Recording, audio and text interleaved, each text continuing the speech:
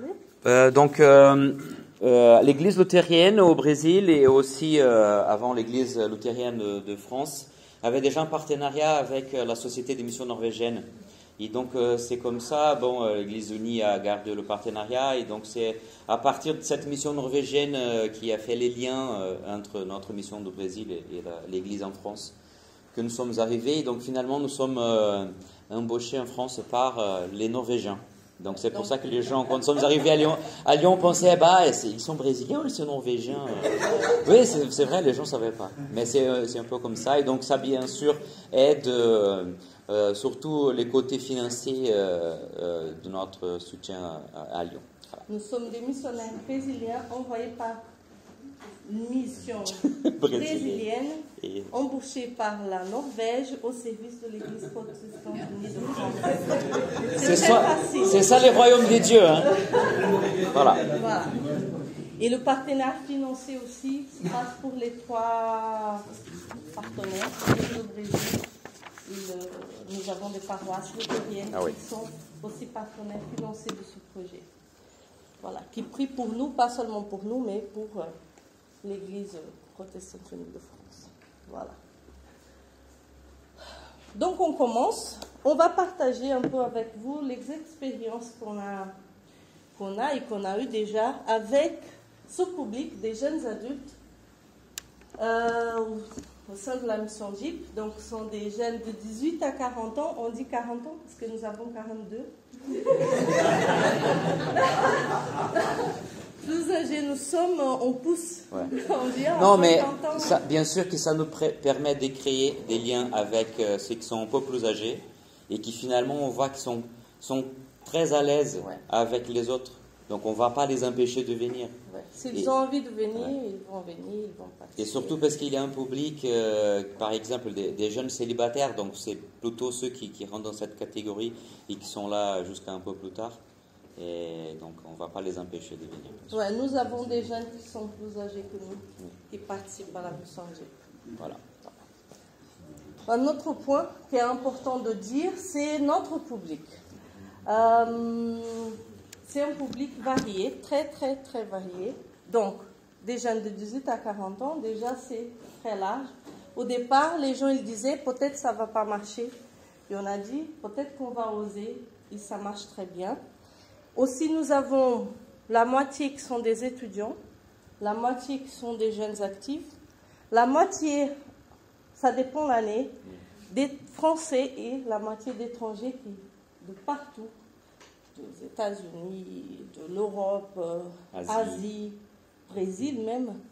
Donc là, c'est une photo d'un des premières rencontres de cette année, en octobre, on fait une soirée qu'on appelle soirée chez nous. Et là, c'était un peu tout le monde ensemble. Mais ça change. Hein. Aujourd'hui, il y a des jeunes qui sont plus là et d'autres qui sont arrivés. Une autre chose qui est importante de savoir, c'est que la mission JIP, c'est pour ça qu'on appelle mission JIP, parce que c'est quelque chose de plus large. Nous avons 2 groupes. Nous avons 2 rencontres hebdomadaires et 2 publics totalement différents. Donc le groupe A+, c'est un groupe qui existait déjà quand nous sommes arrivés. Donc il y avait des jeunes étudiants et jeunes professionnels, surtout de l'Église protestante unie au départ. Mais à partir du moment qu'on a commencé vraiment à lancer les activités, d'autres jeunes ont commencé à arriver. Des jeunes qui ne sont pas du tout de l'Église protestante unie. Nous avons des jeunes de l'Église catholique, évangélique, des non-croyants qui arrivent. Donc c'est très mélangé ce groupe. Et donc nous avons toujours des nouveaux arrivés. Pour vous dire un peu des chiffres, ce qui nous étonne, là hier on a parlé de ça, mais c'était vraiment parce que après la pandémie, c'est la première année qu'on a un mois de mai et mois d'avril sans avoir des confinements ou de couvre-feu. Et là, les 2 derniers mois, nous avons eu 10 nouveaux jeunes qui sont arrivés. Donc, soit par les cultes qu'on a proposés, parce que la mission JIP fait aussi des cultes en paroisse, soit parce qu'ils ont vu les informations sur Internet Et par rapport à ça, on va parler pour plus tard. Il y a ceux qui arrivent aussi parce qu'ils sont passés dans une paroisse, ils ont été invités, donc ils ont fait connaissance des activités de la mission de Dieu. Puis il y a aussi ceux qui arrivent à cause des liens avec les autres personnes. Donc il y a tout ça ensemble. Après, pour la maison d'unité, c'est une initiative écuménique, à cause du partenariat qui existe à Lyon, c'est très bien. C'est une proposition qui existait déjà à Paris et on a essayé de faire quelque chose de plus adapté au contexte lyonnais. Et donc aujourd'hui, pour cette année qui est en train de finir là, nous avons 2 colocations. On avait 10 chambres pour les participants réguliers, on peut dire comme ça. Et donc c'est des jeunes chrétiens des églises différentes qui mettent ensemble et on partage une soirée par semaine où on va faire des connaissances des églises différentes, soit aussi par rapport à l'histoire de l'église, ou sinon par rapport à un sujet spécifique qu'on peut croiser avec des regards différents, comme par exemple on a parlé de Marie il n'y a pas longtemps. Et c'est toujours ouvert, donc même les groupes A+, se retrouvent les lundis et la maison d'unité les mercredis. Et donc cette année, on a très bien vécu ça, il y a plusieurs du lundi qui sont venus le mercredi et vice-versa. Donc c'est toujours ouvert, même pour les paroissiens. Hein. L'idée, c'est vraiment que les paroissiens puissent se rapprocher de ce public aussi. Et s'ils sont intéressés pour les sujets des discussions, ils sont bien sûr invités. Et c'est très intéressant parce qu'il y a pas mal de gens ici parmi nous qui sont déjà allés participer à nos soirées. Donc n'hésitez pas à donner aussi vos avis à un moment donné si vous pensez que c'est pertinent, c'est toujours bienvenu. Ouais. Voilà. Donc. Ça veut dire quoi, A+? Ah oui, pardon. C'est A+. On va voir. C'est le nom Ou sinon, c'est la note. C'est un A+.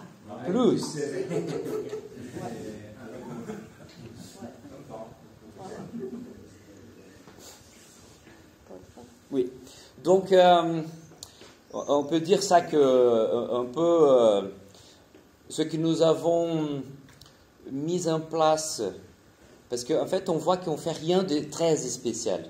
C'est plutôt peut-être ce que nous avons un peu découvert dans la fac, comme on a fait des études de missions urbaines, c'est plutôt la cible de nos études, de pouvoir s'adapter aussi un peu au contexte. Et on a vu que le contexte lyonnais, il est très particulier déjà au niveau des paroisses qui sont les partenaires locaux. Nous avons 8 partenaires, si on pense dans tous les consistoires de Lyon, parce que la mission JP est au service du consistoire de Lyon. Et donc c'est un peu cette idée comme Karl Barth disait, d'avoir la Bible dans une main et le journal dans l'autre. Donc pouvoir vraiment parler la langue que les gens parlent dans les rues, de pouvoir observer et de voir la pertinence du message biblique adapté à notre public. Donc c'est un peu ça ce que nous avons comme stratégie, et toujours être à l'écoute de ces jeunes-là. Et pas seulement de jeunes, mais du contexte aussi. Ouais. Les attentes, tout ça on prend en compte pour organiser ou pour proposer des choses. Pour nous, c'est pas une règle, mais les choses qu'on voit qui ne marchent pas, on arrête. Et on recommence, on propose d'autres choses. Pour nous, il n'y a pas de problème pour faire ça. C'est bien sûr que ça donne beaucoup de travail, mais c'est aussi ce qui marche. Même pourquoi, comme on a dit, le groupe A+, c'est un groupe qui est là. Il y a des jeunes qui sont là dès le départ, mais des nouveaux jeunes qui arrivent. Donc ça change la dynamique du groupe chaque année. Et même ce qu'on a vécu au début de l'année, ce n'est pas la même chose qu'on vit maintenant. Pour la maison de l'été, c'est plutôt un programme qu'on a pour l'année, mais cette adaptation, c'est un peu notre dynamique. Et si nous pensons à une méthodologie, c'est là que nous allons parler un peu, partager comment on prépare, comment on vit peut-être ce catéchisme d'adulte. Nous partons toujours de l'accueil. Pour nous, l'accueil il est très, très, très important. L'accompagnement, bien sûr. Hier même, on partage, quand on était en groupe, on a parlé de texte, on a parlé beaucoup de l'accompagnement. Et la formation. Pour nous, c'est un peu ça que nous guide un peu dans notre préparation.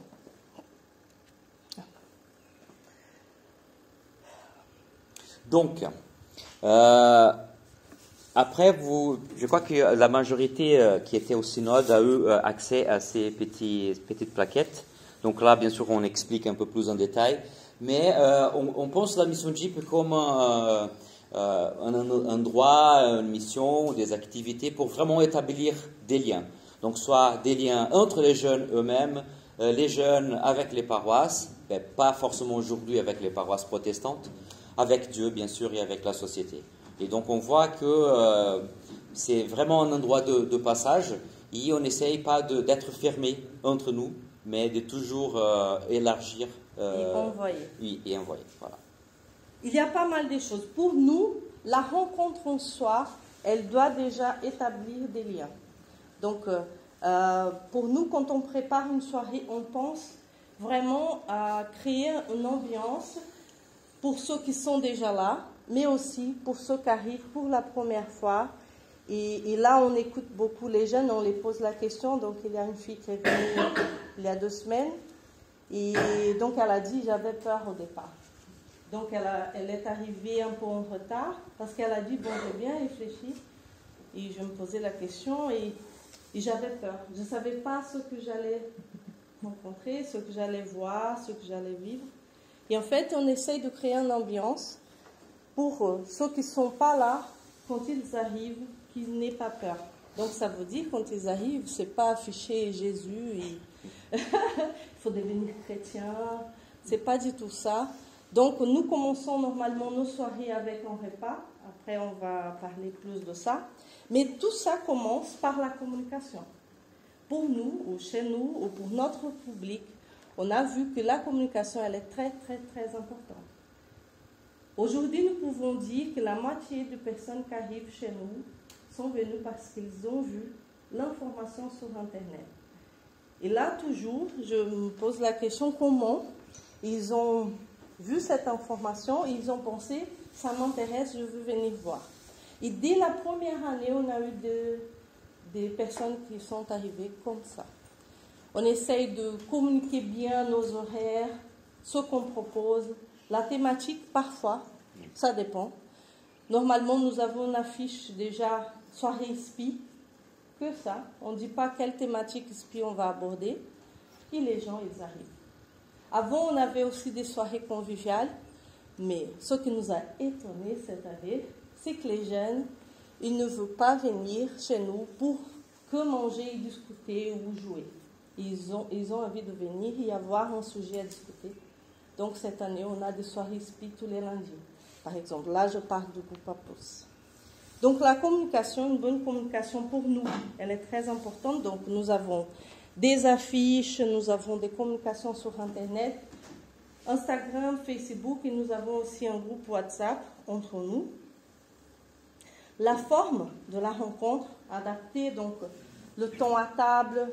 Donc pour ceux qui ne connaissent pas l'église luthérienne, on a enlevé la moitié des bancs, il y a des canapés, il y a des tables.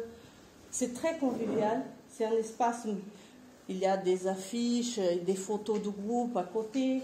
Donc c'est un espace à nous. Et même en gardant les bancs, il reste ce côté spirituel. Pour les jeunes, on fait des bilans tous les ans. Et ils disent que c'est bien de garder ce côté spirituel parce que parfois ils ont envie de venir, de prier, de rester sur les bancs. Mais il y a cet espace aussi convivial derrière. Le langage, pour nous, est très important. Donc nous faisons bien attention de ne pas trop utiliser des langages qui ne communiquent pas. Par exemple, théologie systématique.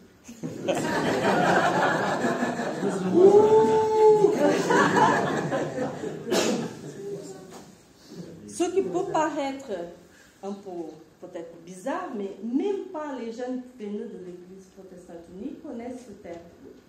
Donc, il faut faire vraiment attention à ce qu'on parle. Donc, on essaye de traduire. Même l'Évangile, quand on communique, on essaye de lire un peu le contexte, de traduire, de communiquer d'une façon que les jeunes puissent comprendre. Notre public puisse comprendre. Vous traduisez comment théologie? On ne parle pas de la On n'a pas besoin. systématique. Voilà. Si les jeunes nous posent la question après la rencontre, donc lundi par exemple, j'ai resté avec un jeune qui lit le livre de Luther de Calvin, donc il nous a posé énormément de questions. Là, avec une personne que je sais que peut-être va comprendre, oui, je vais parler de ça. Mais normalement, on ne va pas aborder des sujets comment dire. Après, on va parler un peu de ça, mais on ne va pas essayer de répondre à des questions que les jeunes ou que les gens ne posent pas. Et parfois, c'est ça notre défi. C'est ça notre défi, parce que parfois, on essaie de répondre à des questions qui ne sont pas posées. Et en fait, le gros défi, c'est exactement ça, parce qu'au même temps qu'il y a ces garçons qui est en train de lire des livres des théologies systématiques, il y a l'autre fille qui est issue d'une famille musulmane. Donc, comment on peut équilibrer les choses? Donc, c'est ça. Et en fait, le point que nous avons en commun, c'est l'évangile, c'est le Christ. Et c'est ça pour nous le but, de transmettre l'évangile. Une autre chose, c'est de traiter des sujets en faisant toujours de lien avec la vie quotidienne des gens. Récemment, on a parlé d'un texte des tempêtes, là, quand Jésus apaise la tempête. Mais pour introduire à ce texte biblique, on n'a pas commencé avec le texte, on a commencé parce que quand on fait le temps à table, on pose déjà des questions pour introduire le thème. Et là, à table, on a posé des questions de la vie quotidienne. Sur la peur, sur la confiance, comment on gère la peur, comment c'est pour toi quand tu traverses des moments difficiles. Et après, oui, nous sommes allés voir un texte biblique, et là on a discuté, et là on pose des questions, est-ce que ce texte parle à ta vie, ou est-ce que ce texte te parle? Donc c'est des choses comme ça. Et comme j'ai déjà dit, les thématiques, elles sont pensées à des questions qui sont vraiment posées et pas essayer de répondre à des questions qui ne sont pas posées. Donc justement ça, le fait d'être vraiment à l'écoute pour définir et décider ce que nous allons aborder les prochaines rencontres. Donc par exemple, pendant le confinement, une chose qui est sortie, on se retrouvait chaque semaine en ligne et les gens ont commencé à avoir vraiment envie de lire la Bible. Et donc nous nous sommes dit, pourquoi pas lire la Bible ensemble? Donc après, on a lancé ce qu'on appelle aujourd'hui la lecture biblique accompagnée. Ce n'est pas une étude biblique, mais on lance un texte, on va choisir un livre et on va donner un temps pour que les gens puissent le lire et après on se retrouve pour discuter ce que nous avons lu. Et comme ça, en même temps qu'on motive les gens à le faire, on n'est pas seul et on fait quelque chose qu'eux, ils ont demandé. Donc on peut vraiment répondre à une attente. Et après, il y a des autres sujets qui arrivent parce que on a compris que dans un accompagnement, il y a un sujet spécifique qui sort. Donc on continue à faire attention pour décider ce que nous allons aborder. Voilà. Et aussi, parfois, nous passons de liste une feuille et on demande quel sujet vous voulez qu'on aborde. Et parfois, il y a des sujets en commun. Et là, on voit que c'est vraiment une attente. Et là, on essaye de préparer la discussion par rapport à ce thème. Parfois, on invite des gens aussi à venir parler. Ouais, le repas, on a dit que c'est important. Toutes nos rencontres, nous avons des repas. Même maintenant, après les cultes qu'on fait, nous faisons des cultes en paroisse avec les jeunes. Même aujourd'hui, ça fait un moment qu'on fait ça. Après le culte, on essaie toujours de rester et de manger ensemble. C'est normalement à table qu'ils vont sortir des thématiques, de questionnements, qui vont sortir vraiment leurs doutes et même leur joie. Donc, pour nous, c'est très important d'avoir ça. Et aussi parce que ça fait qu'on peut créer du lien entre nous. Oui, comme Marianne avait dit avant, c'est déjà à table. Donc, nous avons un peu peut-être adapté la proposition du parcours alpha et aussi du culte café croissant. Et donc, on commence au repas et avec déjà quelques questions pour que les gens puissent rentrer dans la thématique de la soirée, par exemple. Donc, ça, c'est pas ce qu'on fait surtout les lundis soirs. Voilà. Au départ, on se posait la question, est-ce qu'on allait proposer des repas tous les enfants? Et en fait, pour la première année, on a fait un bilan. Et ce qui nous a étonné encore une fois, c'est que pas mal de jeunes ont répondu que pour eux, le seul bon repas qu'ils avaient en semaine, c'était dans nos rencontres. Et en fait, là, ça nous a touché énormément. Parce que nous parlons des étudiants. Hein? L'équipe cuisine.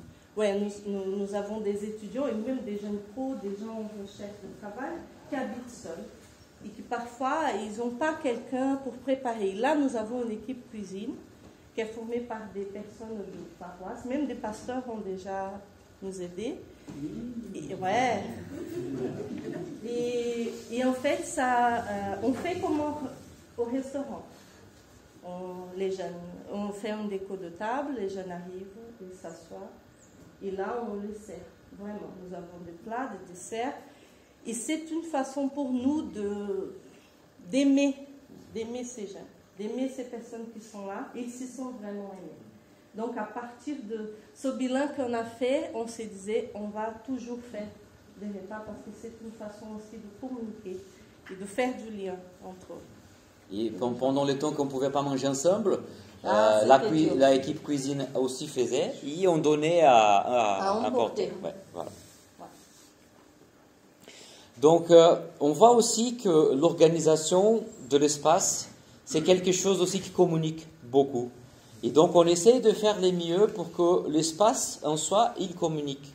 Donc, ça, pour ça qu'on essaye de faire un déco sympa. Aussi, Marianne met beaucoup d'efforts pour faire des choses jolies à table et tout. Parce qu'on voit que les jeunes sont vraiment touchés. Récemment, Marianne a commencé à mettre des petites cartes avec des versets bibliques, donc ils peuvent aussi garder ça. Donc on voit que avoir quelque chose on a pu adapter pour parler, qui nous aide à parler leur langue. Donc ça aide beaucoup. Donc au lieu d'avoir des salles tout au fond du temple, très sombre et tout, non, on a fait l'inverse, on a mis en avant. Ils arrivent aujourd'hui comme il fait beau déjà. On peut même manger avec les portes ouvertes comme ça, les gens voient, les passants. Donc les gens sont vraiment étonnés. Ça aussi permet de créer un lien avec les quartiers. On sait que beaucoup de nos temples sont très bien situés en ville. Donc pourquoi pas tirer le bon parti de ça et aussi proposer des liens avec les gens du quartier, par exemple. Oui, voilà.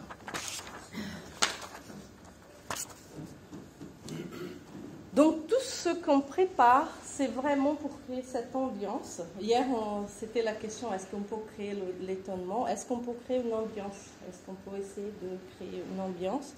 On essaye de créer cette ambiance favorable pour qu'on puisse vraiment partager l'évangile ou faire le catéchisme, ou parler des sujets qui parfois sont difficiles, et que s'il y a un obstacle, que soit ça, qu'on puisse discuter de ça, et pas parce qu'ils arrivent, ils ont faim, et pas parce qu'ils arrivent et tout est en bazar, ils vont prendre le temps de tout organiser. On essaye, maintenant, cette année on a fait même une formation avec les jeunes pour qu'ils puissent nous aider à organiser. Mais il y a des soirées que c'est nous qui faisons, au moins la grosse partie, pour arriver plus tôt pour préparer la table, pour organiser la salle, oui. Mais pendant la rencontre, on veut que ces personnes qui sont là, qu'elles puissent profiter et vraiment discuter au sujet. Donc pour nous, c'est plus simple d'inviter quelqu'un de la paroisse pour venir préparer à manger, faire la vaisselle, et après, on reste jusqu'à minuit, c'est un peu la réalité, pour ranger, que de dire aux jeunes, ah non, vous allez nous aider à faire ça. Non, on veut qu'ils soient vraiment là pour discuter, pour vraiment intégrer les sujets qu'on propose. Pour recevoir, voilà. Peut-être une autre chose que c'était très intéressant qu'on a vécu il y a 2 ans, quand la pandémie a commencé, on était une trentaine de personnes le lundi. C'était vraiment un super moment parce que c'était 1 an et demi après notre démarrage comme Mission DIP, donc c'était une vraie réussite. Et là, tout de suite, il fallait penser comment on allait organiser des rencontres, continuer à garder du lien si on était confiné. Donc l'accompagnement, on va parler tout à l'heure, a joué un rôle très important. Mais aussi la rencontre en soi, il fallait continuer. Donc on a proposé 3 horaires parce qu'on ne voulait pas avoir des groupes trop grands pour la discussion, donc des groupes de 12 personnes max. Et on partageait le même sujet. Il y avait des jeunes qui participaient 2 fois. C'était le même sujet. Mais pour eux, c'était important et ce n'est pas du tout la même chose. Si on discute avec en des personnes groupe différentes. et avec un autre groupe, ce n'est pas du tout la même chose qu'on va vivre. Et pendant la pandémie, une des choses qu'on a perçues dans cette lecture qu'on fait, c'est que pas mal de jeunes, pas mal de gens qui étaient là avec nous, même de l'Église protestante unie, donc on posait la question, on a fait une rencontre, on a posé la question, c'est quoi Pâques pour vous? Ha! Un jour férié. Un grand week-end. Ouais. Donc là, on a perçu qu'il fallait peut-être parler de ce sujet. Et là, on a bien utilisé des outils de l'Église protestante unie, par exemple, le site Théovie nous a beaucoup aidé à préparer les rencontres pour parler de Pâques. Et c'était super. Hein. Pour nous, le confinement, c'était pas mauvais. C'était super. Parce qu'on a pu parler de Pâques, on a pu parler de l'Ascension, on a pu parler de Pentecôte. Donc, on faisait parfois 2 rencontres pour parler de ces sujets à partir de questions qu'on posait, mais aussi en partageant aussi des informations de ce qu'on croit, de pourquoi c'est un jour férié ou pourquoi il y a des célébrations dans nos églises pour ces dates. Pourquoi ces dates sont tellement importantes pour le christianisme. Donc aujourd'hui, c'est très intéressant parce que quand il y a des nouveaux qui arrivent et qui posent les mêmes questions, oui, voilà. Les autres vont dire, ah, mais on a déjà parlé de ça. Donc, après, on faisait un résumé en disant, en racontant un peu l'histoire, comment c'était pour les chrétiens, pour établir que ces dates, c'était important. Et après, ils partageaient ce qu'ils avaient. Donc, aujourd'hui, ça se fait un peu comme ça. On n'a pas besoin de tous les ans traiter les mêmes sujets, sauf la laïcité. Oui. La laïcité, il faut tous les années parler, mais il y a d'autres sujets aussi. Mais aussi avoir en tête que l'évangile, il n'est pas simple. La bonne nouvelle, c'est la folie, comme Paul nous avait dit. Quand il y a l'image de Jésus, que parfois les gens le voient comme un hippie, un mec en tongs qui marchait sans avoir où dormir. Après, il dit que pour être grand, il faut se faire petit. Pour arriver en premier, il faut être le dernier. Il faut aimer les ennemis. Et plutôt, l'image que les gens ont, c'est que la personne qui explique tout ça, c'est quelqu'un qui est déguisé en Batman, avec un bavoir blanc comme ça. Donc, dans les endroits qui sont parfois très sombres, dans les bancs qui ça claque à chaque 10 secondes quand on se bouge comme ça. Donc, il faut avoir tout ça en tête. Mais donc, il y a des choses qu'on peut faire, il y a des petits pas qu'on peut donner vers ces gens pour faire que ces trucs d'aimer ses ennemis ne soient pas si compliqués. C'est dur, mais c'est aussi le travail de faire l'étonnement aujourd'hui. Alors, la prochaine partie, les prochains points sont liés à ce que Marianne avait parlé de l'accompagnement, et on a bien vu que l'idée d'accompagner ces jeunes, ce n'est pas de créer de nouveaux protestants, mais c'est de créer peut-être de nouveaux chrétiens. Des donateurs aussi. Ah ouais, ça c'est à toi de dire. Hein. Ouais, mais peut-être pour ça, on peut même donner un témoignage. Oui, c'est ça. Lundi dernier déjà, ouais. C'est fou. Parfois, on n'a pas l'intention, parce que c'est pas le but, c'est pas notre but, mais parfois, ça arrive naturellement. Donc, Gérald était là lundi dernier. Il est venu justement parler du sujet du synode un peu. On a parlé de l'Église, la mission de l'Église, mais il a partagé un peu son parcours, il a parlé du réveil, on a montré le réveil, et d'un coup, il y avait 4 ou 5 jeunes qui étaient très intéressés par le réveil. Mais comment on fait, comment on s'abonne, c'est combien? Et parfois, c'est ça. Si on partage des autres informations, bien sûr qu'ils ont envie de s'engager, de savoir plus, de s'intégrer vraiment. Parce que là, les questions qu'ils posaient étaient répondues. Et là, ils ont le temps et cette liberté de dire « je veux bien faire partie de ça, je veux bien avoir plus d'informations ». Quand on a dit « là, on peut avoir des informations des églises protestants unis de la région, là, ils étaient vraiment intéressants. Mais c'est chouette, il y a des choses à lire. Donc c'est un peu ça, c'est ce lien qu'on peut faire naturellement. Et à la fin de la rencontre, il y a même un garçon demandant comment on fait pour faire un don à l'église. Bah oui, mais au niveau, non mais c'est pour vous dire, hein, au niveau de jeunes professionnels, on a plutôt ceux qui étaient déjà avec nous avant le confinement, qui se sont rendus compte qu'ils ont vraiment une vie très confortable, ils se sont vraiment très bénis et ils sont vraiment prêts à faire des dons pour couvrir des choses que les autres n'ont pas les moyens de le faire. Et donc... oui, ça arrive. Ouais. Maintenant, de plus en plus, cette année, il y a pas mal de dons qui arrivent. Donc cet esprit de reconnaissance, c'est quelque chose qui est arrivé sans même avoir besoin de parler. Donc, pour l'accompagnement, des choses pour nous, à travers notre lecture et du contexte, on a vu que avoir des rencontres très loin, par exemple une rencontre par mois ou même 2, c'était un peu compliqué. Parce que si quelqu'un ne peut pas venir à une rencontre, ça veut dire qu'il va rester très loin ou longtemps éloigné de vous. Et en fait, on propose des rencontres hebdomadaires. C'est fatigant, oui. C'est beaucoup de boulot, oui. C'est comme préparer un camp par rencontre, oui. Il y a beaucoup d'organisations, le repas, la déco, le sujet et tout. Donc on profite parfois les semaines de vacances, ou même maintenant, après la fin de l'année, on commence déjà à préparer l'année. Mais pour nous, on a vu que ça aide beaucoup à créer du lien et aussi cet accompagnement, parce que les questionnements qu'ils avaient, par exemple, on a traité un sujet cette semaine. Les questions vont venir peut-être la semaine prochaine ou cette semaine. Donc lundi prochain, ils vont venir nous parler, mais j'ai pas compris ça, ou ils vont poser des questions, ou ils vont contribuer. Donc j'ai envie de parler en privé. Ouais, j'ai envie de parler en privé. Et aussi les liens entre les jeunes. Ouais. Donc après qu'on a commencé avec ça, on a vu que les jeunes se sont vraiment approchés. Et aujourd'hui, ils font des choses tout seuls. Et donc c'est très bien. Par exemple, l'année dernière, il y avait une fille qui était en train de rechercher du travail. Et donc il y a une autre fille qui est venue l'aider pour répéter un peu les entretiens d'embauche. Cette année... Et aussi d'autres filles qui l'ont aidé à aller acheter des vêtements. Dans le magasin. Bien s'habiller pour ça. Et elle a réussi, elle a trouvé du travail. C'était pas à Lyon, mais quand même elle a trouvé du travail. Cette année, il y a une fille qui vient d'arriver vers avril. Et il y a une autre qui est une bénédiction qui malheureusement on va perdre parce que c'est une fille allemande qui est là pour un Erasmus.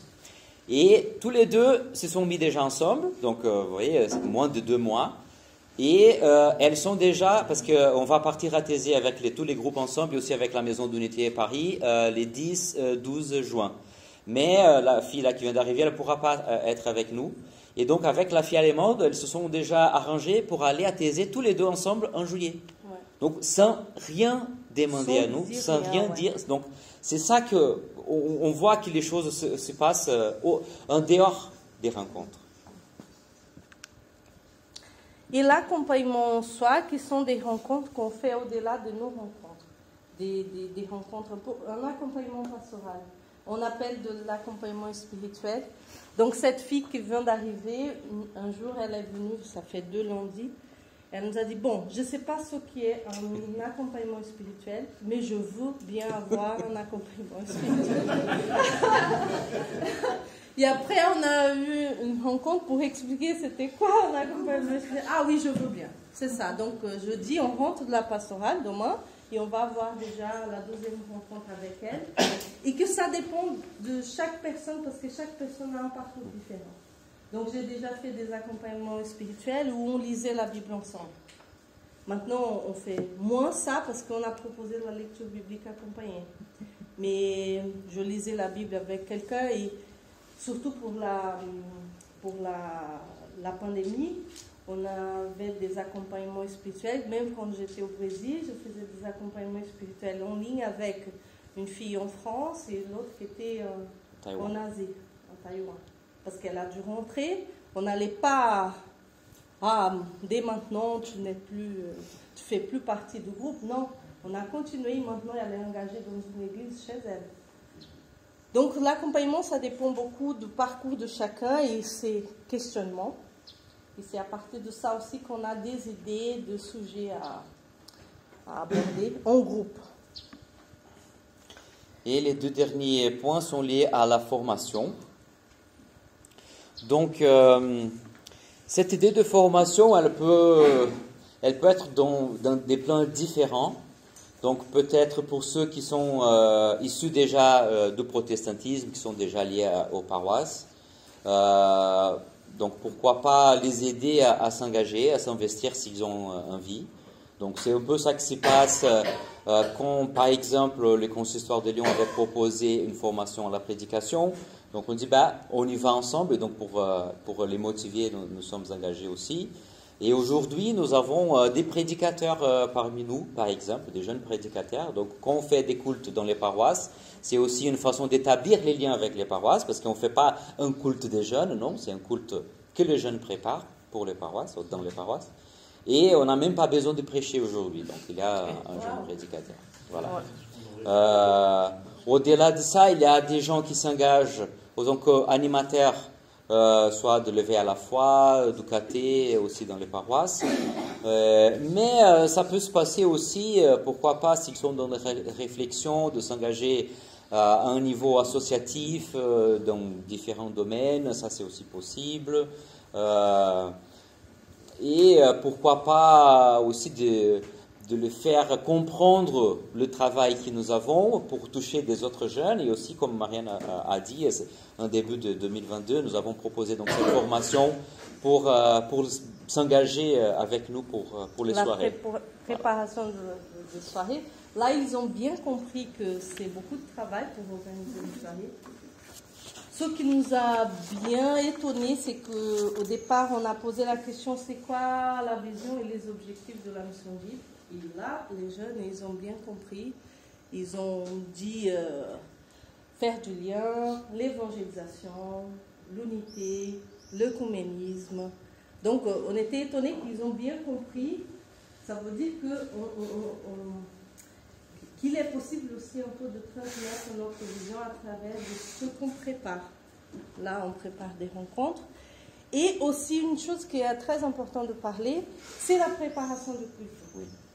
On ne fait pas, jamais on a fait ça, on prépare les prières, les lectures, les textes, et on partage entre les jeunes. Ouais. C'est pas ça qu'on fait. On fait une soirée pour la préparation du culte. Et là, on explique toujours la liturgie protestante.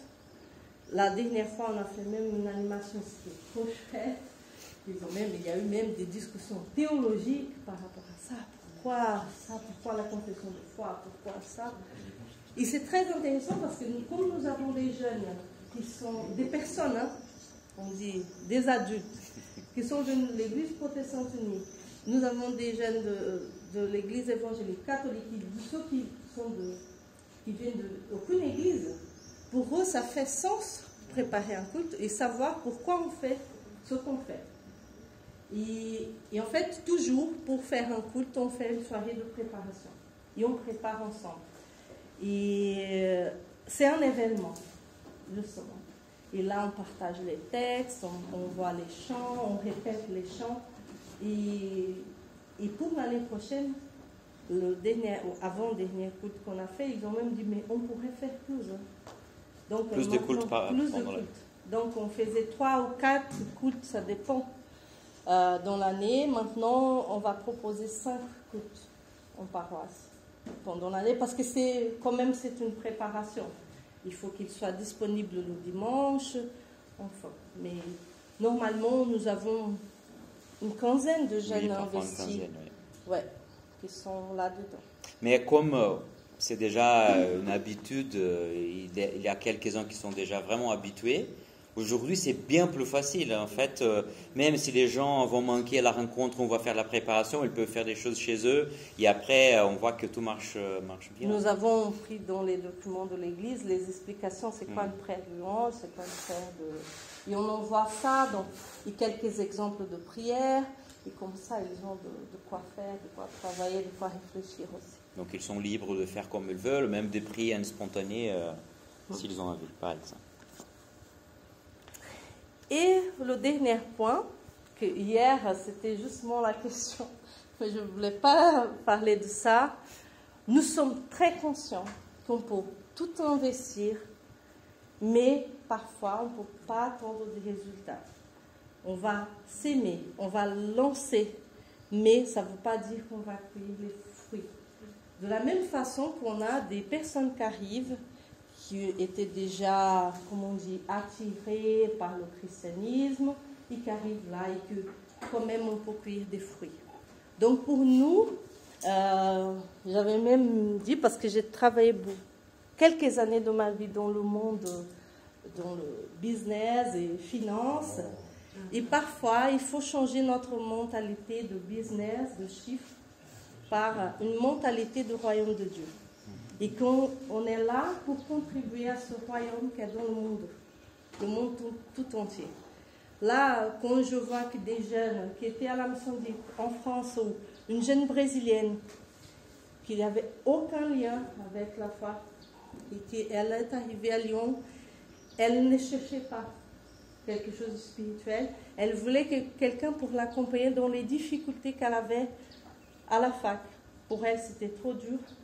Hier, elle m'appelait et de temps en temps, elle fait ça et on prie ensemble. Mais c'est un parcours de 3 ans qu'on vit. Et là, une fois, elle m'a dit, j'ai dû venir en France pour lire la Bible pour la première fois. Et en fait, c'est un peu ça. C'est ça qu'on vit dans notre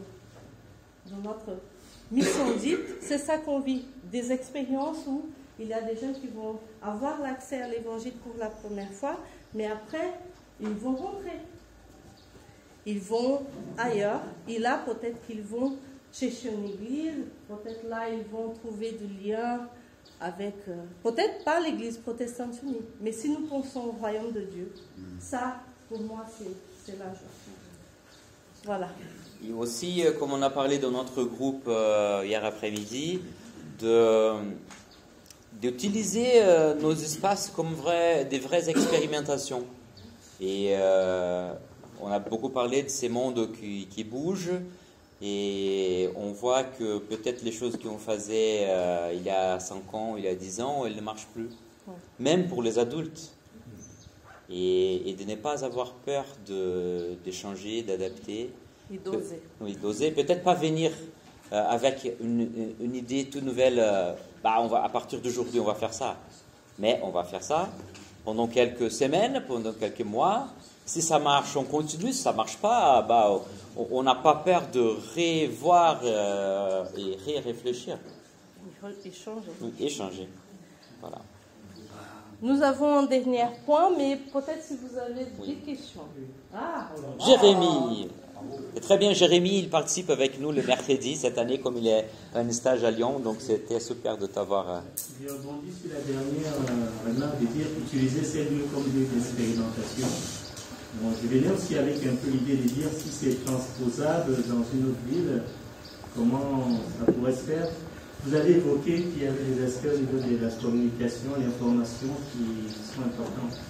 Mais je pense aussi qu'il y a le contexte, en particulier le côté écuménique, qui est porté par aussi la colocation par l'Église catholique, l'Église protestante, qui fait que ça donne une dynamique. Mais ces jeunes qui se retrouvent dans ces colocations, je pense qu'il y a la moitié qui viennent aussi. Si c'était transposable, imaginons que c'est transposable dans une autre ville où il n'y a pas la même réalité, le même contexte écuménique. À mon avis, oui, mais peut-être pas de la même façon. Et peut-être pas, mais même pour le même public aussi. La première année, je me souviens, je pense que c'était la première année, je ne sais pas si on était on était au synode, justement. Et les gens nous posaient toujours la question, mais c'est quoi ce que vous faites? La première année, et même la deuxième année, on ne savait pas. On ne savait pas. Même qu'on faisait des expérimentations, on ne savait pas. C'était une découverte. Je pense qu'il est faisable, oui. Et là, c'est un peu notre projet pour la suite, peux pas trop dire, mais notre intention c'est d'aller dans une ville un peu, pas dans la campagne, mais plus petite que Lyon, pour aussi lancer des choses, mais peut-être que ça ne sera pas la même chose. Il faut, notre regard c'est toujours de jouer avec ce qu'on a dans le contexte qu'on est. S'il y a des possibilités économiques, on peut faire, ou sinon, il faut essayer de créer une dynamique peut-être économique. C'est un peu le travail. Peut-être ça va prendre plus de temps. On n'attendait pas à voir des résultats comme on a eu à l'incendie si vite. Ça, on peut vous dire. Même le contexte, pour moi, c'était pas trop favorable, à mon avis. Parfois, je prenais le métro et je disais, mais comment on va communiquer à des jeunes ou à des adultes comme ça là? Ah, ok. Je ne sais pas si Samuel ou Zébolon voulaient poser des questions. Non, Zébolon. Oui, à Lyon, vous avez la chance d'être dans une ville universitaire. Oui. Il y a beaucoup de jeunes. Bon, chez moi, à Montélimar, on a la chance que l'utilisme est très fort. Donc, nous voyons régulièrement, et c'est vraiment une chance à Montélimar. Donc, dans le GIP, on peut l'adapter à Montélimar, on peut enlever le premier E. Jeune. Jeune, étudiant d'avant, étudiant d'avant. Ouais. Je peux dire jeune, professionnel et protestant. Comment pouvez-vous concevoir ce travail que vous faites là dans une ville où pratiquement il n'y a pas d'étudiants? Mais je crois que c'est lié à ce que Marianne a parlé, d'essayer d'adapter, parce que c'est vrai que ces publics-là, il est très attiré à Lyon. C'est la deuxième ville universitaire de France. C'est une des plus importantes villes au niveau de ce que les étudiants classifient comme les villes pour faire des études. Donc c'est vrai que ce public, il est là. Mais ailleurs, peut-être vous voyez qu'ici un autre public, mais il n'y a pas de problème. Vous observez les gens qui sont autour de la paroisse, donc les gens qui arrivent parfois à l'église, on peut adapter à ceux. Peut-être on a des jeunes familles, parce que dans les petites villes, il y a beaucoup de gens qui arrivent de l'extérieur pour essayer une vie un peu plus calme. Donc pourquoi pas essayer avec ces publics? Mais si même c'est les publics plus âgés dans nos paroisses, pourquoi pas aussi cibler ces personnes qui sont les amis de nos amis protestants? Oui, d'avoir des contacts. Si vous avez des contacts avec votre cible, votre public cible, j'en ai parlé hier, et poser des questions.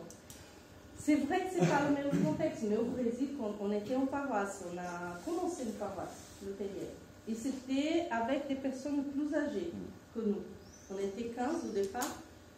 Et après la 12e année, je pense que parce qu'on faisait de la communication et surtout sur Internet, des amis qu'il y avait en paroisse, pas mal des jeunes familles, de familles parce qu'ils étaient déjà mariés et au Brésil on se marie très jeunes, mais de vingtaine à une trentaine d'années. Et là, l'église, elle a doublé de taille avec des personnes, des jeunes, de 20 ans à 30 ans.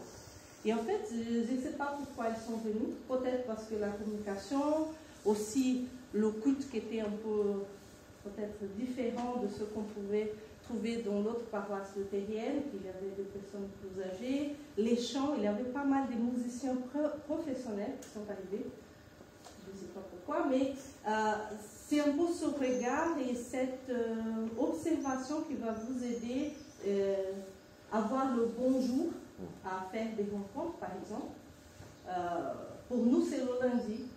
Et la maison d'unité, toujours c'était mercredi, mais avant, on faisait un travail aussi œcuménique avant de lancer la maison d'unité. Et on a essayé plusieurs jours en semaine. On a fait des rencontres mardi, n'a pas trop marché, jeudi, n'a pas trop marché. Quand on a commencé à faire le mercredi, ça a bien marché. On se disait, on va maintenir le mardi. Donc, ce sont des essais. Vous allez commencer, parfois, ça ne va pas marcher. Donc, vous allez proposer d'autres choses jusqu'au moment. Si vous avez un public à toucher, il faut essayer des choses. Mais il faut avoir quelqu'un de cette tranche d'âge pour vous aider à vraiment voir si vos propositions parlent. Et à c'est- ceux qui sont de cette tranche d'âge. Et c'est pour ça que ce travail d'observation, il est très important. Parce que c'est pas... c'est vrai que les contextes à Lyon, c'est le consistoire qui nous avait appelés parce qu'il y avait déjà les publics là. Mais peut-être dans les autres villes, c'est différent, mais le travail d'observation, c'est important justement pour établir, parce que c'est pas à nous à établir, c'est le contexte en soi. Ouais, c'est le contexte. Il y a beaucoup de questions. Qui Mais il y donc avait Gérald et Marie-Pierre. Vas-y. Marie-Pierre. Celle-ci. Je trouve que c'est vraiment très intéressant ce que vous vivez, proposez, etc. Effectivement, je crois que ça pourrait être transposable dans beaucoup de lieux, puisque effectivement, il y a cette observation, cette adaptation, et je me dis, mais dans la réflexion aujourd'hui qu'a l'Église sur les nouveaux ministères, mais clairement, il faut qu'on mette quelque chose, une formation en place, quoi. Et j'aurais envie de dire, pour moi, votre rôle, ça serait peut-être plus de former aujourd'hui que d'être à la manœuvre, même si évidemment c'est formidable que vous soyez à la manœuvre, mais moi je serais en demande de formation. Mais, merci. C'est avant-première. Oui. En fait, on a commencé déjà à faire un petit partage d'expérience comme celui-là. Donc, on a été dans quelques paroisses de la région cette année. Et en fait, pour l'avenir, l'idée, c'est de faire les deux. Oui. De lancer quelque chose et aussi d'être un lien soit avec les régions, soit avec les nationales pour proposer quelque chose au niveau de formation. On ne sait pas encore comment ça va se faire, mais c'est déjà dans la réflexion. Mais merci. Ça nous... Il y a Gérald, il y a les deux là, et il y a Petre aussi. Lundi, donc j'étais à la rencontre du groupe A+. On a vu comment mener une stratégie pour faire aboutir un sujet synodal. Donc la proposition de Marie-Pierre, il faut qu'on travaille ensemble pour faire remonter ce sujet. Moi j'ai une question sur le premier mot là, du point 8, intégration. Et déjà hier, je l'avais, suite aux discussions, à la présentation que Félix a faite, c'est celui de qu'est-ce qui fait identité, au fond. Et comment est-ce qu'on se sent accueilli dans une assemblée? Alors, toute la grosse question de, on peut avoir des très bons rapports, des très bons parcours, des très beaux accompagnements avec des personnes, des petits groupes pendant un temps plus ou moins long. Et après, souvent, ça ne matche pas pour l'intégration dans l'Assemblée. Et je crois qu'il y a un vrai problème d'identité de notre Assemblée. On a quand même une identité qui est très forte, même si elle est implicite. Et là, il faut vraiment que vous travailliez avec les autres paroisses de Lyon, parce que quand je vois l'accueil qu'on a quand on arrive à vos repas, effectivement, c'est cosy, c'est agréable, c'est sympathique, c'est beau. Tout le contraire de l'austérité de nos temples du dimanche matin. Il y a un des jeunes qui était là, à table, qui a dit je fréquente le culte de... Je dirais pas X paroisse. X paroisse. X paroisse, mais en disant on est mal assis et il n'y a pas d'autres jeunes.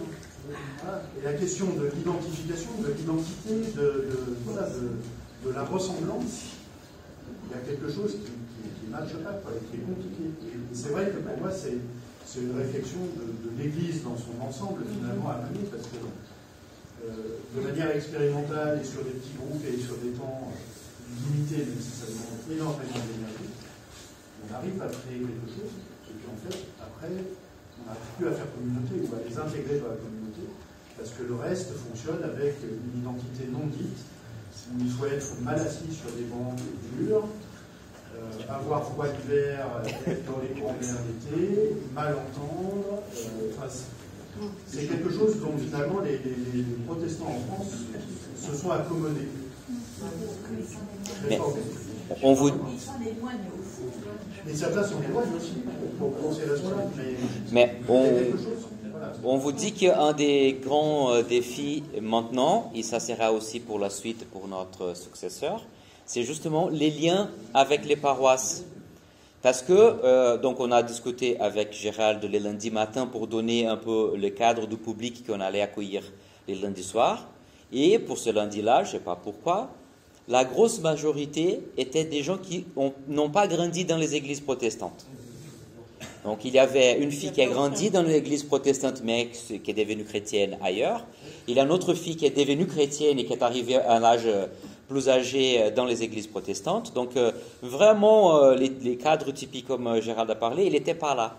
Et donc comment le faire intégrer dans les paroisses? Ça, c'est pas tout à fait notre première mission. Donc c'est là où les paroisses, il faut qu'elles s'adaptent aussi.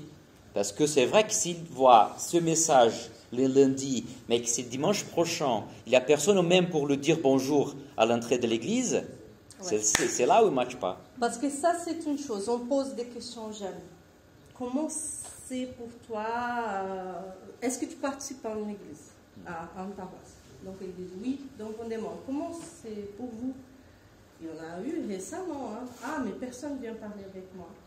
Je viens et les gens parlent avec moi comme si c'était la première fois. Et en fait, ça fait des mois que je viens. Je pense que ça, c'est le premier point. Si la paroisse est prête à accueillir, à dire bonjour, une des choses on sait que le contexte lyonnais est très difficile de faire ça. Mais parfois, c'est important de faire des efforts, c'est d'inviter à manger le dimanche après le culte. Si on fait ça une fois, je vous dis, les jeunes, ils vont venir. Ils vont venir parce que là, ils étaient bien accueillis. Il ne sait pas que les jeunes ne veulent pas avoir des liens avec les plus âgés. Ça, ce n'est pas vrai. Ils aiment. Mais il faut que les gens, vraiment, on est étonné. La première année qu'on a vécu à Nantes, et il est temps qu'on est à Lyon, c'est complètement différent. On a fait un vrai tour des paroissiens à Nantes, mais à Lyon, on peut compter dans les deux mains combien de fois on a été invité chez les gens qui nous connaissent déjà pendant 5 ans. Et comment est-ce qu'on veut que ça joue au niveau des jeunes, ou même des moins jeunes, hein? C'est pas que les jeunes, on parle de tous les âges. Donc là, Et bon, on y va là. Ouais. 2, 3. Et après. D'accord, merci. En fait, j'ai 2 préoccupations. La première, c'est le point 9. En fait, je me demande finalement quel est cet investissement dont on n'a pas les attentes. Je suis très étonné, positivement. Vous revenez sur le mot. Donc ça, je ne sais pas, j'ai du mal à... Je ne sais pas si j'ai bien compris quoi. C'est investir, mais si on attend des résultats. Et la deuxième préoccupation, qu'est-ce qu'il faut faire, une fois que les limites à ne pas franchir, pour qu'on ne bascule pas dans le prosélytisme?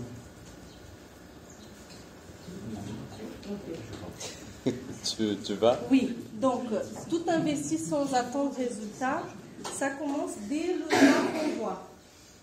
Ça pourrait ne pas marcher. Et là, nous avons des partenaires qui investissent vraiment, pas seulement le temps, parce qu'on pourrait travailler même dans un projet au Brésil, mais d'abord, on fait confiance au Saint-Esprit. Donc, on sait que l'œuvre, elle sera faite. Ça ne dépend pas de nous.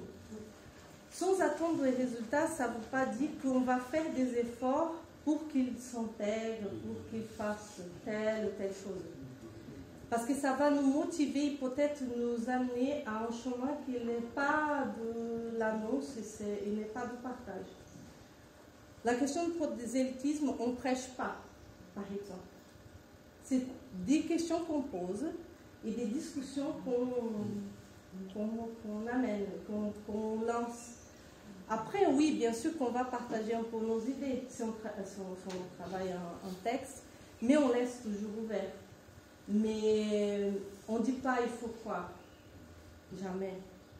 Et en fait, ce sont les personnes qui sont là qui vont partager de leur foi et c'est pas nous, c'est pas nous. C'est tout, en fait. Et la personne, elle est libre de revenir ou pas, elle est libre d'accepter ça ou pas. Par exemple, quand on fait le parcours alpha, c'est une des choses qu'on va parler, on fait tous les ans. La première question qu'on dit, qu'est-ce que vous avez pensé de la vidéo, qu'on passe la vidéo? Est-ce que vous croyez ou pas ce qui était dit? Et en fait, c'est ça, on laisse toujours la liberté. Et là, il y a des jeunes, peut-être qui ne vont pas revenir. Nous avons eu cette année des jeunes qui sont venus 1 ou 2 fois et après, on ne sait même pas où ils sont maintenant. C'est cette liberté. Ouais, voilà. Je ne sais pas si j'ai bien répondu à la question. Parce qu'en fait, je crois qu'une autre chose que c'est important de dire, ça c'est une logique de plutôt inviter les gens à venir. On sait que dans une démarche missionnaire, on peut réfléchir de plusieurs façons. On a commencé très petit, on est toujours très petit, on se compare à des autres œuvres chrétiennes. Donc il y a la pastorale des jeunes à Lyon, il y a la pastorale des jeunes à Villeurbanne, il y a Agapé Campus du côté évangélique, il y a GBO, qui font des choses différemment, plutôt vers les universités. Donc on ne va pas les proposer de faire les mêmes choses, et on n'a pas aussi non plus envie de piquer les jeunes des autres pour qu'ils viennent chez nous. Et donc la stratégie qu'on a utilisée, c'est plutôt, on fait quelque chose de très bien ici chez nous, on les accueille très bien, et on donne envie à qui ils invitent les amis. Donc c'est plutôt comme ça que ça commence à marcher. Et après, au niveau des discussions, si les gens, par exemple, nous posent des questions, qu'est-ce que vous faites dans la vie? Moi, je suis pasteur. Je ne vois pas ça comme le prosélytisme. Surtout que si les gens continuent à poser des questions. Et c'est comme ça qu'une des personnes qui est là est arrivée, par exemple. On fait d'abord Régis et après encore. Il a plus. Oui, pardon, peut-être. Oui. Oh là là. Vas-y, Régis. J'ai beaucoup remarqué des éléments que vous nous avez donnés discrètement et qui ressortent nettement de la formation que vous avez eue. Dans notre église, on est très. C'est presque un sujet tabou, la missiologie. Alors j'ai eu le privilège d'aborder ces questions avec un prêtre anglican. Et en fait, nos frères et sœurs dans toutes les églises européennes travaillent à la missiologie. Il n'y a que nous en France qui ne fassons même pas. Les catholiques. Hein. Même les catholiques. Mais il me semble qu'on aurait besoin que vous nous aidiez à intégrer cette dimension qui est la question des bancs qui craquent et qui font mal aux fesses. Ça fait partie aussi de la missiologie, de l'accueil, savoir ce qui peut faire que nous on a tellement peur du prosélytisme qu'on cultive tout ce qui va rebuter. C'est un petit problème quand même. Attends. Je suis d'accord. Et justement, je pense que quand on prépare notre lieu pour accueillir des gens qui arrivent, on ne fait pas de prosélytisme. On ne va pas aller essayer de convaincre quelqu'un. Mais si les gens arrivent, ça veut dire qu'ils cherchent quelque chose. Et si nous avons une parole, un message à annoncer, que ce soit ça qu'il va entendre et pas justement voir que waouh, c'est sale, c'est pas confortable. En fait, il ne va pas vraiment écouter le message. C'est pas ça qu'il va. Mais par rapport à la missiologie, on était positivement surpris. Il n'y a pas longtemps, on a été invité par la AFON. Je ne sais pas si vous connaissez l'AFON, c'est encore une de ces sigles qui est bien français, hein, Association francophone écuménique de missiologie, qui est menée par un des professeurs de l'IPT à Montpellier, Gilles Vidal. Et il y a un groupe écuménique qui est en tête, notamment une prof catholique de l'Université catholique de Lyon, qui est déjà intervenue à la Maison d'Unité. Et donc, je vous invite aussi à faire connaissance à cette association. Ils ont leur site en ligne. Et on a participé à leur dernière rencontre il y a quelques week-ends derniers. Oui, il y a quelques semaines. Peut-être. Le temps. Une question et une sorte d'observation, mais peut-être que carrément on ne met pas en débat ce que vous en pensez. La question, ce serait par rapport en fait, au processus d'évaluation. C'est-à-dire, vous dites, on tente. Bon, on a compris, il faut tenter. Maintenant, y a-t-il un critère, un moment, pour se dire, bon, ben, maintenant, vraiment, on arrête. Bon, on sait que tout ne porte pas de fruits tout de suite, qu'il faut être aussi patient. À quoi? C'est quoi?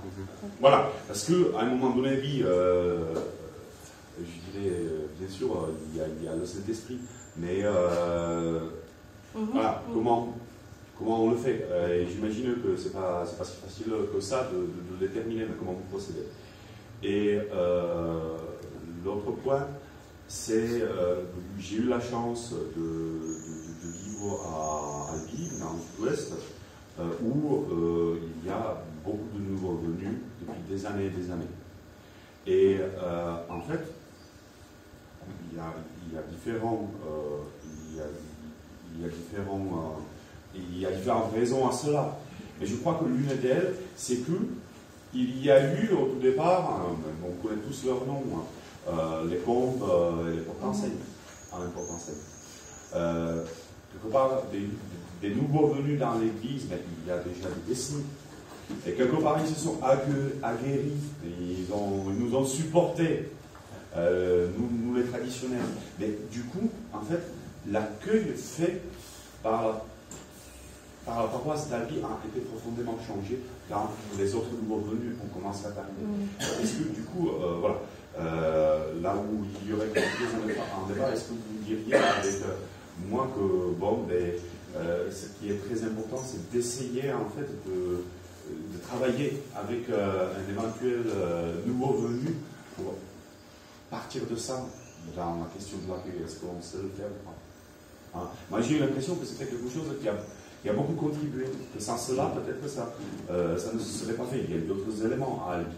Mais ils ont vraiment ouvert la brèche et ils ont appris en fait la paroisse à accueillir étant eux-mêmes les nouveaux venus. Je pense en particulier au potentiel, plus qu'au combat. Tu réponds de seconde. Donc la première question, c'est une excellente question. Comment on fait pour dire on arrête? Je donne l'exemple des soirées spistes et soirées conviviales. Pourquoi on avait ça d'abord? Ouais. Quand nous sommes arrivés à Lyon, il y avait ce petit groupe qui se retrouvait à l'espace Broncel, qui ça fait partie de la paroisse de Lyon-Rive-Gauche. Ils se retrouvaient 2 fois par mois. Ils faisaient normalement des soirées conviviales. C'était pour venir manger, chanter, si on avait envie de discuter. Quand nous sommes arrivés, les premières propositions, c'était de faire des soirées spi. Et là, on préparait, nous, parce qu'il y avait une responsable de ce groupe, donc elle se occupait des soirées conviviales, et on disait, bon, on va proposer, si tu es d'accord, elle a dit oui, et on animait les soirées spi. Dès le départ, on a perçu déjà que pour les soirées spi, on avait plus de monde que pour les soirées conviviales. Donc après 2 années de pandémie, on a relancé le cadre comme on avait, 2 soirées conviviales par mois et 2 soirées spi.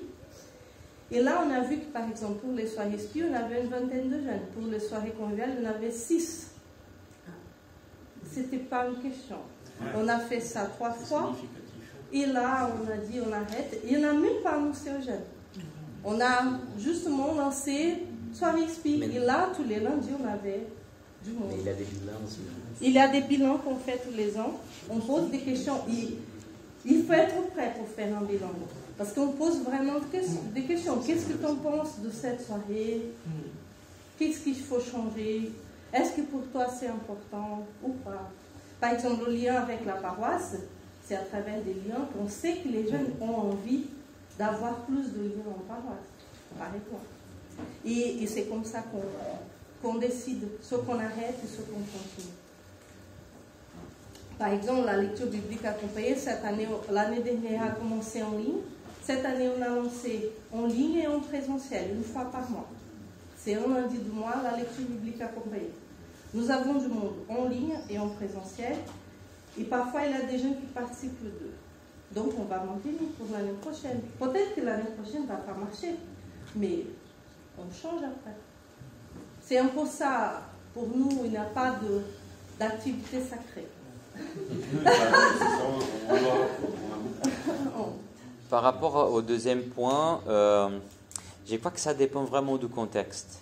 Et peut-être, comme j'avais dit avant, cette intégration au niveau des paroisses, peut-être c'est les plus dures, où on a cet arrière-plan protestant qui est très fort.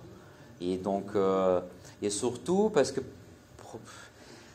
malheureusement, il y a un regard vers les jeunes qui les réduit un peu. Et donc peut-être ça, on ne peut pas attendre la même dynamique qui s'est passée à Albi, qui en est ça à Lyon aussi. Donc c'est là où peut-être il faut réfléchir un peu plus. Surtout parce que toujours l'idée, il y a des gens qui défendent qu'on fasse une paroisse pour les jeunes, mais si on a envie de les accueillir dans les paroisses établies, Ça donne plus de travail, en fait. C'est ça.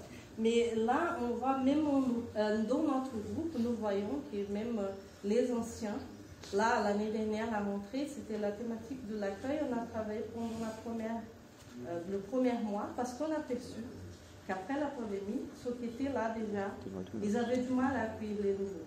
C'était un phénomène. Mais après, on était, comme on dit, soulagés parce que les nouveaux qui arrivaient, tout de suite accueillaient les nouveaux, les autres. Donc, s'ils venaient 2 ou 3 fois, c'était déjà pour accueillir les autres. Donc là, comme c'était un peu bizarre pour nous, lundi dernier, on avait 2 anciens, mais la majorité étaient des nouveaux qui sont arrivés les derniers mois. Et là, ils font l'accueil, là, ils reçoivent, ils disent où sont les toilettes, comment fonctionne la soirée. Mais je ne sais pas si j'ai répondu à la question. Non? Je sais pas. Il y a Zébulon, il y a Dina, non, ça va. Il y a... Tu voulais parler, Nicolas? Ouais, mais c'était une remarque. Ok. Mais il y a là, il y a Christophe aussi. Ouais, mais lui, ça fait longtemps. Ok, Pierre-Emmanuel. Mais vous pouvez garder vos questions pour ce soir aussi, hein? Parce qu'après, on a moins de 10 minutes, on va faire une pause d'ici quelques minutes. On peut continuer aussi après. Hein. Moi, Ok. J'avais plus ou moins répondu à ma question.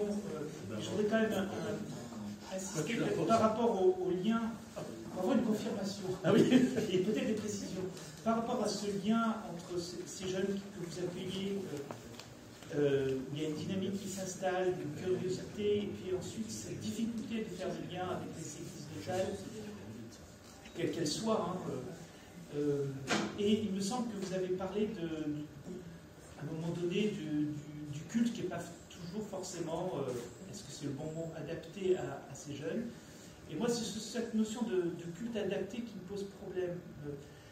Et une question, c'est pas un problème, c'est plutôt une question, j'aimerais avoir votre point de vue sur, justement, est-ce que les églises locales doivent penser des cultes autrement pour accueillir ces jeunes, etc. Est-ce qu'il n'y a pas quelque chose un peu de tronqué là-dedans? Ma thèse étant de dire que finalement les gens viennent pour écouter un message, il me semble que c'est ça que tu as dit, on vient pour écouter un message, et que l'accueil est quelque chose qui vient s'ajouter en plus, qui devrait être normal. Donc je ne sais pas quel est votre regard par rapport à ça, votre réflexion, sur est-ce que c'est vraiment fondamental finalement d'avoir de penser des cultes pour pouvoir attirer ces jeunes ou les retenir. Le fait est, c'est que ça ne marche pas, parce qu'il n'y a toujours pas plus. Oui, peut-être quand on parle d'adaptation, on pense qu'on va tout changer. Et en fait, on n'a pas besoin de tout changer. Ceux qui ont déjà participé à un culte Mission Deep, peut-être que vous pouvez nous dire, mais c'est un culte dans la liturgie protestante. La sainte liturgie réformée. On la respecte, hein. N'est-ce pas? La liturgie qu'on a fait au terreau, c'est une liturgie protestante. Oui, au change aussi. C'est dans la liturgie protestante. Là, ce qu'on fait, quand on prépare un culte Jeep, je prends l'exemple Jeep, qui c'est un culte qui plaît aux jeunes de venir, de participer, de se lancer.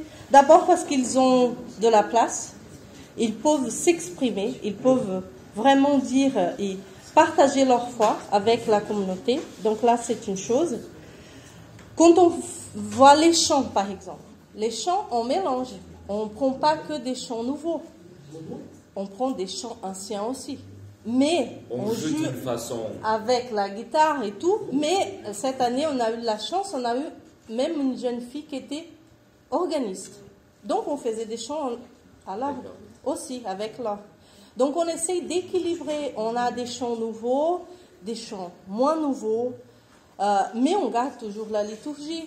Mais je pense que si on fait déjà ça, c'est déjà un chemin.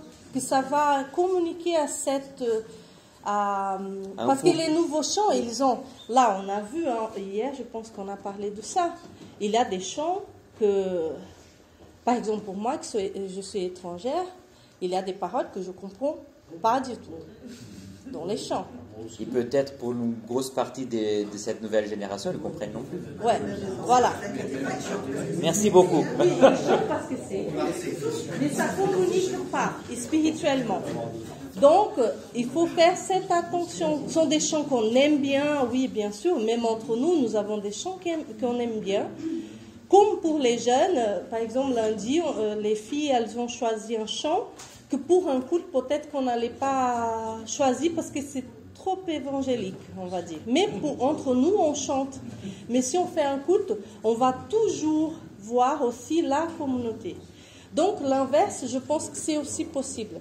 Si, quand on prépare un culte, on pense aussi à ceux qui ne sont pas là, qui ne sont pas habitués à une liturgie protestante, à des chants protestants, de choisir peut-être des chants qui sont plus simples, on va dire, mais qui va communiquer, je pense que ça marche aussi. Et les intégrer dans la liturgie, en les expliquant c'est quoi une prière de louange, c'est quoi, pourquoi on fait l'annonce de la grâce. Ça, on évangélise et aussi on partage un peu notre culture protestante. La vôtre, mais je dis que c'est la mienne aussi. Mais je voulais ajouter quelque chose. Seulement, donc, moi, tu peux dire, hein, parce que sinon tu vas les casser. Non, c'est seulement pour dire que Dina est là pour ce qu'il veut faire qu'on fasse la pause. Et donc, vous gardez vos questions pour après. On revient. Donc, encore, mais je crois que il faut vraiment réfléchir là-dessus. Est-ce que les cultes est l'endroit où il faut rassembler tout le monde? Pour moi, peut-être c'est oui. Mais qu'est-ce qu'il faut faire pour qu'on ait, à ces moments-là, pendant que nos paroisses se vident, on a de moins en moins de protestants, mais en même temps, on a une recherche. Il y a des gens qui arrivent, mais peut-être parce qu'ils sont attirés par les protestantismes, soit parce qu'ils sont attirés par Jésus, soit parce qu'ils sont attirés par Dieu, on ne sait pas. Et donc, comment adapter et parler cet langage multiple? Est-ce que les cultes à 10h30 du matin est le meilleur horaire pour parler à ces gens qui travaillent toute la semaine, parfois samedi inclus, et qui ne veulent pas se réveiller tout le matin pour aller au culte? C'est les petits trous comme ça, hein. Donc c'est pas un gros changement qu'on propose, non, c'est pas ça. Mais en même temps, d'avoir les petites sensibilités qui peut-être avec notre arrière-plan protestant, on est vraiment là-dedans, qu'on ne se permet pas de penser à l'extérieur de cette boîte. Et là, il faut observer le contexte. On ne peut pas dire qu'on va appliquer ça partout. Merci Mathéus Mariana. Donc, sur la proposition qui a été faite, on va aussi voir avec Félix comment ça s'articule pour 11h. Donc, ça va être maintenant le temps de la pause. Vous pourrez prendre des collations à côté comme hier. Mais avant, une parole d'accueil de notre président du Conseil régional.